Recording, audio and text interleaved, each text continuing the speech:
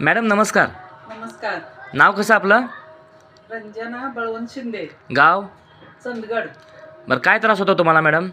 BP शुगरचा त्रास होता बरं आणि आता तुमच्याकडून जी औषधं चालू आहेत बरं त्याच्यामुळे मला बराच फरक पडलेला आहे. बरं.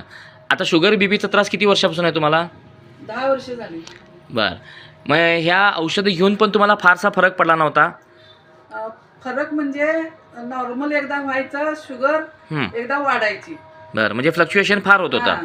बरं, आता आमच्या पामोसा कंपनीची जे नोनी घेतला आहे तुम्ही, डायबोइन लिक्विड घेतलेलं आहे, डायबोइन कॅप्सूल, गोक्षूर कॅप्सूल, त्याच्यासोबत पेनोसिल कॅप्सूल आणि पेनोसिल इनिमेंट, ही जी औषधं घ्यायला लागले तुम्ही, ही किती दिवस झाली घ्यायला लागलाय? 1.5 महिना झाला चालू आहेत. बरं.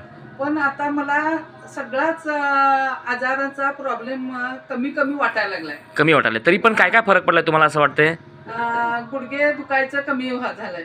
बरं झालं. शुगर पण कमी झालेली आहे. बरं. आणि हे व्हायचं म्हणजे पायानं सूज यायची अंगाला पूर्ण बांबल्यासारखं अंग. आता माझं हलकं हलकं वाटतंय. बरं.